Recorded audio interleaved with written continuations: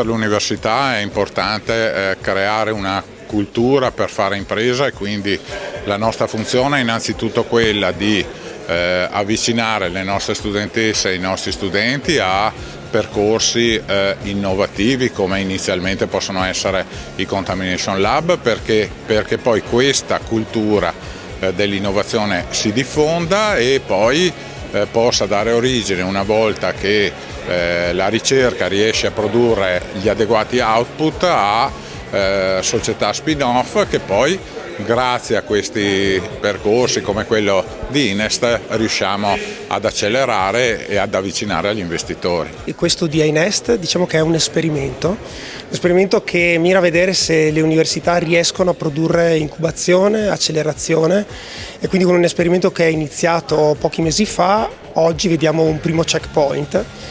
dove ci sono 2 realtà dell'Università di Verona che partecipano assieme a un'altra decina. Ci saranno i finanziatori che guarderanno queste start-up, giudicheranno, e l'idea è quella di dire che cosa succederà dopo Inest. Oggi si chiude il primo round, presenteremo 11 start-up che appunto sono state in qualche modo scoperte e poi accelerate all'interno del programma. Oggi abbiamo degli investitori che tra l'altro fanno parte della giuria, quindi abbiamo voluto che in qualche modo siano degli esterni a dare i premi e nel contempo vedere se poi riusciamo a fare la fase finale di fundraising per riuscire a mettere veramente sul mercato queste iniziative imprenditoriali. Oggi è il demo day di un percorso, quindi diciamo io ed altri investitori siamo stati qui chiamati per vedere un po' alla fine del percorso i risultati che sono stati ottenuti, le start-up che sono presenti e scoprire eventuali opportunità di investimento. Tutti i progetti che escono da percorsi universitari generalmente sono tecnicamente solidi, questo è un aspetto molto importante.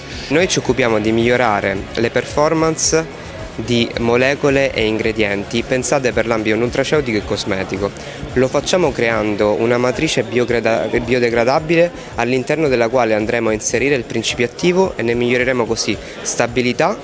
assorbimento, biodisponibilità, rendendo dunque il prodotto finito più efficace dal punto di vista biologico ma anche più efficiente, partendo anche da matrici di scarti agroindustriali e quindi in ottica di upcycling e economia circolare. Quello che facciamo in Discovera si tratta di una progettazione di farmaci a livello computazionale. Quello che andiamo a fare nello specifico è creare un maggior tasso di successo per i farmaci in fase di sviluppo più avanzate come quelle cliniche. Il processo di sviluppo dei farmaci è un processo molto lungo e complesso che ha un alto tasso di insuccesso, si parla del 10% di successo, quindi riuscendo a prevedere dei valori di efficacia e di tossicità in preventiva nelle step principali